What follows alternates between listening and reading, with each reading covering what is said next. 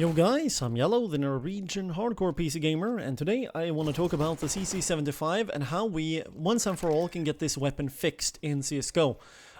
We have to obviously go through some small history with the CZ-75 and how it was originally added to the game, or rather how it was acting when that was the case. So let's just say that it was a very good secondary AK-47 that you could use in the game, and all that you could buy for just $500, and you had that in a pistol slot, which made it an insanely broken weapon. It was very easy to just pull out and shoot immediately, so there was no preparation or no nothing really. But it's still a very powerful weapon, and you'll see me even in this gameplay abusing that gun to a very high degree, because if you now, with the mechanics that we have today, that CSGO got updated, like, I think this was like during 2016, mid-ish or something like that. Yeah, thanks to those updates, they are actually affecting and boosting the power of the CZ-75 to a very big degree. And that is where the problems with this weapon lies, because all the previous changes that was done to the CZ-75 have therefore not just come back, but they have become even more insanely powerful if you know how to use the weapon. Now, I also gotta point out that the more you guys are deathmatching, the more apparent this will be, because with today's mechanics, the spray reset rate of rifles is the primary thing that is making the CZ-75 super broken and powerful, as I hear ace all of these guys, as they again are getting smashed in this gameplay.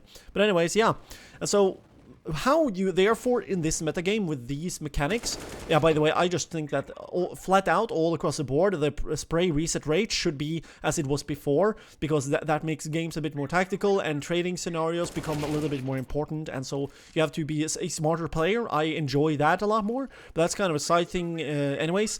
Yeah, the deal is that the spray reset rate is so aggressive now. I can just shoot a little bit, I can spray immediately after, as you saw with the ace there, and these two guys that I killed, even though there's two more, because they figured that I was a threat, but luckily it doesn't matter that they stacked 4-man on that B site. But anyways, yeah, you can probably get the bigger points.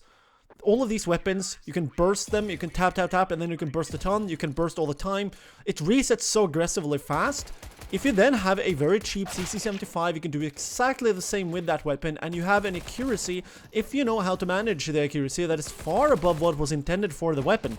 And so, I will recommend Valve to 5-tuple the spray reset rate for the CZ-75, and decrease the actual bullet firing rate with something like 20 or 15%. That will actually make it slightly more realistic as well, and it will also discourage people from blasting opponents super hard. Instead, they have to now spend even more time trying to manage the current system that we have with accuracy and recoil and spray reset rates, or bullet shooting inaccuracy reset rates, if that makes any sense. And so the weapon therefore is still going to be powerful. Up close is still going to be a menace, but it's not going to be so incredibly brutally overpowered as it would be when I decide to take this weapon and run somebody down and just destroy them, because they are not ready for somebody wide peeking, full running with a pistol, shooting while they're running, while aiming at you, just praying that 12 bullets is enough to kill the target. What you can also do is to actually make the magazine realistic, and this was the recommendation I made in my initial how to fix the CZ-75 video that I made quite a couple of years ago by now. In that video, I recommended also that you would make the magazine size realistic, because they are not, as far as I've been able to tell, and so, as far as my gun nut buddy have been able to tell me is the case in this game. Instead, I think you should have like 9 bullets max in the magazine, but Valve for some reason have 12. That means that, again, the bullets have to be smaller and therefore weaker. Not really lining up with what we have in CSGO, or rather what we have in reality and what we want in CSGO, but Valve did nerf the damage of the CC, so I can actually deal with there being that many bullets, so long some of the other changes are being implemented as well. Yeah, sure, you might think, oh my god, the gun is going to be worthless. No, it's not going to be worthless. It's still going to serve an up-close and dangerous purpose, and it's going to serve a purpose in trading scenarios, and still, if you know how to manage the actual spraying or tapping of the weapon, which is what makes the CZ-75 today incredibly broken and powerful. But you could ask the question then instead, well, sure, what pistol or weapon then in pistol rounds is then going to become the most powerful? As I hear, destroy that guy. He bought an op, full armor, completely deleted. Yeah, my prediction, and I believe that Duncan Shields, Thorin, has also mentioned this. I tested this immediately after all of these changes was done to the mechanics.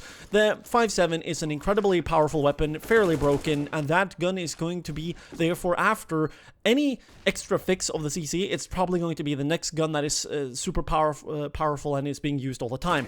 But anyways, hopefully you guys enjoy this video. Share your thoughts in the comments below. I will look forward to read them, so do that. If you want to support the channel, I would recommend you guys to become a Patreon.